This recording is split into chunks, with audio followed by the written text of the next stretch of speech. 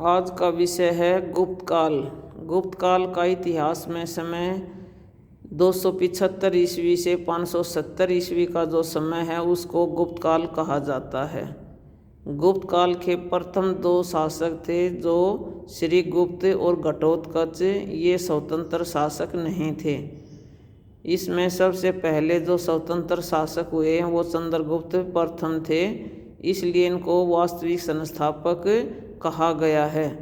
श्रीगुप्त ने 275 ईस्वी से 300 ईस्वी तक शासन किया था।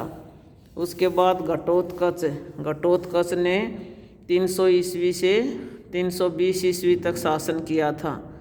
फिर आते हैं चंद्रगुप्त प्रथम, जिन्होंने 320 ईस्वी से 335 ईस्वी तक शासन किया था। तो ये प्रथम महत्वपूर्ण शासक हुए हैं चंद्रगुप्त प्रथम, जिन्होंने कुमार देवी से विवाह किया था। वो लिच्छवी वंश की राजकुमारी थी और जब इनका विवाह कुमार देवी से हुआ था तो उन्होंने गुप्त संवत को आरंभ किया था। चंद्रगुप्त प्रथम के बाद उसका बेटा समुद्रगुप्त गद्दी पर बैठा, जिसको भारतीय इतिहास में भारतीय नेपोलियन के नाम से भी जाना जाता है। उसने 335 ईस्वी से 375 ईस्वी तक शासन किया था। उसने लगभग सारे भारत को जीत लिया था और उसको वीणा बजाते हुए भी दिखाया गया है और उसकी तुलना दक्ष से की गई है। उसने पराक्रमी की उपाधि धारण की थी। समुद्रगुप्त के बाद रामगुप्त, जिसने 375 ईस्वी से 380 ईस्वी तक शासन किया था। ये ज़्यादा योग्य शासक नहीं थे, तो इनके बारे में इतिहास में कोई विशेष जानकारी उपलब्ध नहीं है। रामगुप्त के बाद चंद्रगुप्त द्वितीय, जिनको इतिहास में विक्रमादित्य के नाम से भी जाना जाता है, ये समुद्रगुप्त के उत्तराधिकारी थे। इन्होंने ध्रुव देवी से विवाह किया था और ये भी कहा जाता है कि ये ध्रुव देवी रामगुप्त की पत्नी थी और उसने शक राजा से मुक्ति दिलवाई थी। शक राजा से मुक्ति दिलवा करके उसने उसके साथ विवाह कर लिया था। इसकी जानकारी हमें देवी चंद्रगुप्त जो विशाखा दत्त द्वारा रचित है उससे इसकी जानकारी प्राप्त होती है। पश्चिमी भारत को चंद्रगुप्त द्वितीय ने जीत करके अपने राज्य में मिला लिया था। उसने उज्जैन को गुप्त साम्राज्य की राजधानी बनाया था और उसके शासनकाल में चांदी के सिक्के भी जारी किए गए थे और उसने विक्रमादित्य की उपाधि धारण की थी, जिसका मतलब होता है वीरता का सूर्य। विक्रमादित्य का मतलब वीरता का सूर्य। समुद्रगुप्त के बाद कुमारगुप्त, जिन्होंने 415 ईस्वी से 455 ईस्वी तक शासन किया था। गुप्त साम्राज्य पर उस समय पुष्यभूतियों ने आक्रमण किया था और वे विंध्य क्षेत्र की स्थानीय शक्ति थी, लेकिन कुमारगुप्त ने गुप्त वंश के गौरव को बनाए रखने में सफलता प्राप्त की थी। कुमारगुप्त की मृत्यु के बाद स्कंदगुप्त गद्दी पर बैठे, जिन्होंने 455 ईस्वी से 467 ईस्वी तक शासन किया था। ये गुप्त वंश के अंतिम महान शासक में इनकी गिनती की जाती है। उसने के शासनकाल में हूणों ने भारत पर आक्रमण किया था और ये हूण मध्य एशिया की एक शक्तिशाली जाति थी, जिसमें तोरमान और मिहिर कुल के नेतृत्व में आक्रमण किया था। तो ये अंतिम महान गुप्त शासक थे स्कंदगुप्त।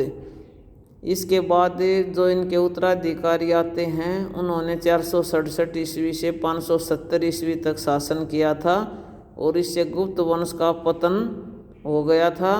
कोई भी इसमें योग्य शासक नहीं बचा था और 570 ईस्वी में गुप्त वंश का अंत हो गया। ये हमने इस नोट्स के माध्यम से भी आप समझाने की कोशिश की है।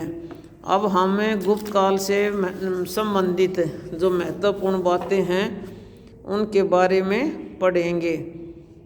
तो ये हमें कहाँ कहाँ से जानकारियाँ मिलती हैं? रामायण से, महाभारत से, भगवत गीता से, इन सब से गुप्त काल के बारे में जानकारी, इनका संकलन किया गया था उस समय, रामायण, महाभारत, भगवत गीता। और इस काल में नारद समिति की रचना भी इसी काल में की गई थी। इसमें ब्रह्मांड पुराण की रचना की गई, वायु पुराण की, विष्णु पुराण, इन सभी पुराणों का संकलन भी गुप्त काल में ही किया गया था। और इसमें ये कहा जाता है कि अमरकोश की रचना अमर सिंह ने गुप्त काल में ही की थी। देवी चंद गुप्त, मुद्रा राक्षस, विशाखा दत्त द्वारा लिखे गए थे ये। और चाणक्य की रणनीतियों के बारे में भी मुद्रा राक्षस में चर्चा की गई है। अब है मर्चकटिगम। ये इसमें हमें पता चलता है ब्राह्मणों की स्थिति के बारे में, शूद्रकों की स्थिति के बारे में, और उन लोगों के व्यापार और वाणिज्य के बारे में हमें जानकारियाँ मिलती हैं। तो उस समय कालिदास ने भी 7 किताबें लिखी थी, जिससे हमें ऋतुओं के बारे में जानकारी मिलती है। और दक्ष और दक्षिणी की विरह कथा के बारे में, रघुकुल के राम की कथा के बारे में, कुमार के जन्म की कथा, उर्वशी और पूर्वा विक्रम की प्रेम कथा के बारे में, इसमें दुष्यंत और शकुंतला की प्रेम कथा के बारे में, दुष्यंत और शकुंतला की प्रेम कथा, मालविका और अग्निमित्र की प्रेम कथा के बारे में हमें जानकारियाँ उपलब्ध होती हैं। कालिदास को भारतीय शेक्सपियर कहा जाता है। मानवीय भावनाओं को अपनी रचना में उद्धृत करने के कारण मातृ देवी पार्वती को शिव के साथ जोड़ा गया है। कुमार कार्तिकेय को शिव पार्वती के साथ जोड़ा गया है। गणेश को शिव पार्वती के साथ जोड़ा गया है। मातृ देवी लक्ष्मी को विष्णु के साथ जोड़ा गया है। तंत्रवाद का उदय भी इस काल की एक उपलब्धि रही है। पंचमकार के दर्शन पर आधारित मांस, मत्स्य, मदिरा, मुद्रा, ये सब इस समय इनका भी उदय हुआ है। और इसमें आप बता सकते हैं कि इस समय वज्रवाद को बौद्धियों ने संगठित किया था।